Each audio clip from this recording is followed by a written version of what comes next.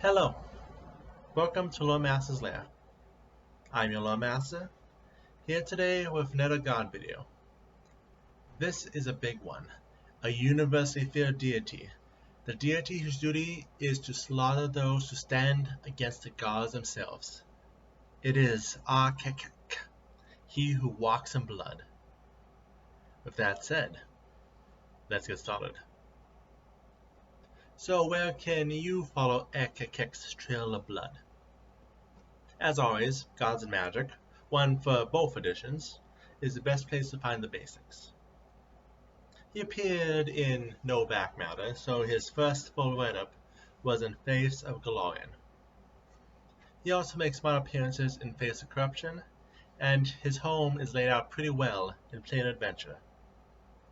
Finally, we will be going deep into the hidden side of the world, looking at Heroes of the High Court, Absolom, Guide to the River Kingdoms, and even the Inner Sea World Guide, going all the way back to 2008. Achaekek was created long ago by another god. No one knows which god or which group of gods is responsible, or even whether they are still alive, with a variety of deities having legends of being the ones to do so. However, more importantly, everyone uses Achaekek for his purpose. Everyone. Even the most lofty of deities are said to have used the greatest tool to cut down their greatest enemies. Achaekek takes the form of a giant mantis, red in color and with 4 razor-sharp arms. He has spikes running down his slender back. His eyes are endless pools of black, and he leaves a trail of blood wherever he steps. What little artwork there is of him shows him mid-kill, usually with the space rendered to allow his target no warning and no escape. Now, it's as good a time as any for our first side tangent, the part of the show where we tell you all the things which could get you killed. Today, like last time, the side tangents are themed. And what better theme to use with the god of assassination than looking at assassins' guilds? First, let's look at the one I have planned today we know the least about, the Order of the Poisonous Fang. Also working as emissaries and spies, these monks reside in the Tian country of Nagaji. They serve the royal family and the queen herself, all the while working to perfect their unique fighting style based off the movements of the Naga. Unlike most deities, Achaekek does not seek worshippers. His only duty is to kill. However, whether he wants them or not, his actions inspire many to follow him in the way of bloodshed. The greatest among them, of course, are Red Mantis assassins. But I'm going to be covering them and their home next week. Outside of them, there are stranger worshippers of the Mantis god who disavow the Red Mantis assassins, seeing them as usurpers who only worship Achaekek to advance their own agendas, not his. They do not wear the dress of the Red Mantis, nor do they accept payment for their killings. But they still use the signature sawtooth swords, and they still receive blessings from their god, whether the Vonai like it or not. As one would expect, the priests of Achaekek are members of the Red Mantis assassins. To be let into the position of priesthood, they are to do something to improve Medoli Island, some sort of public work or beautification project to benefit their home. But of course, more than being an assassin, the requirements to be a priest of Achaekek is to never work for free. This is also true for all Red Mantis assassins, but to work for free is antithetical to everything that the Central Church stands for. Let's continue on with side tangent 2. Another favorite from Tian Sha, butterfly blades. Like the Poison Fang, they are followers of a royal family, this being the one from Goka. But they are a pure Assassin's Guild.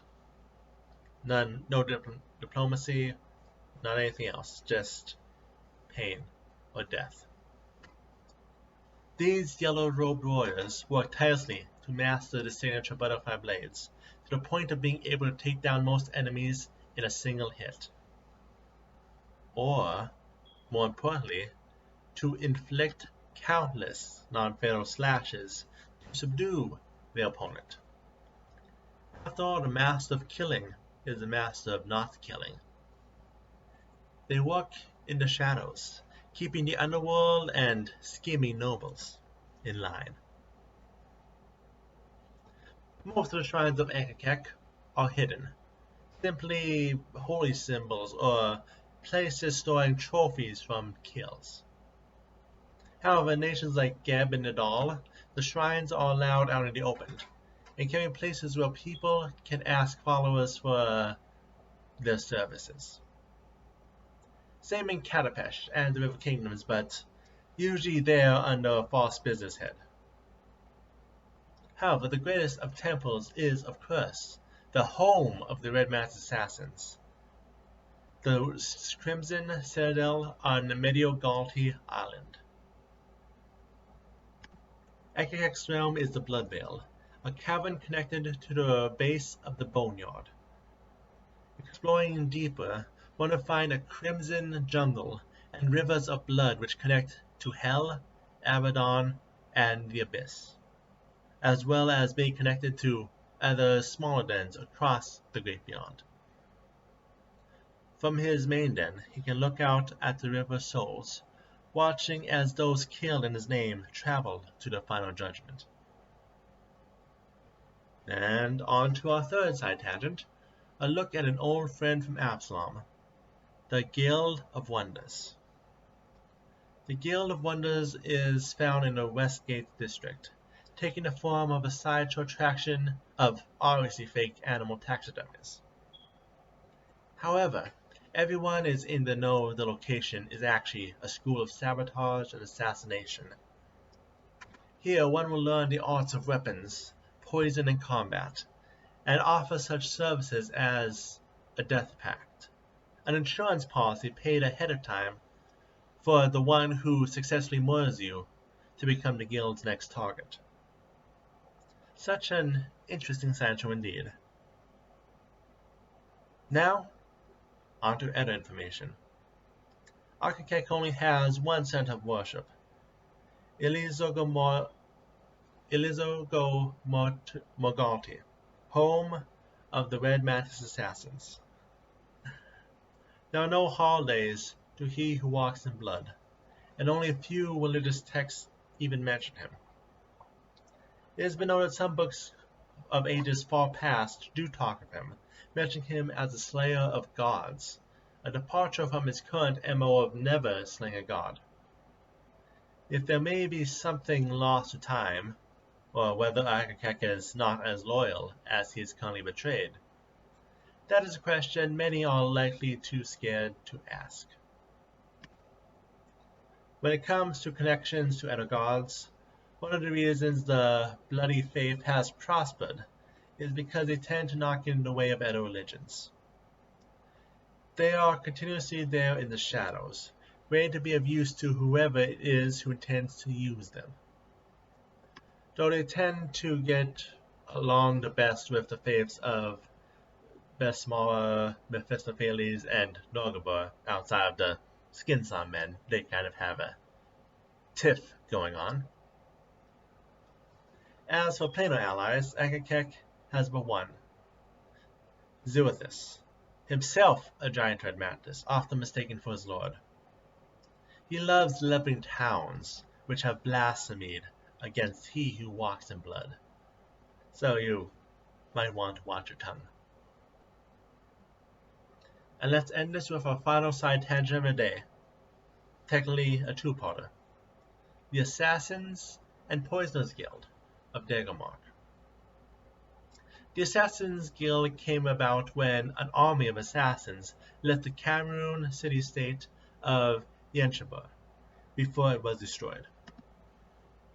The group went to find itself a new home, eventually settling in the River Kingdoms, right outside the city of Degamark, in a fortress known as the Hawk's Nest.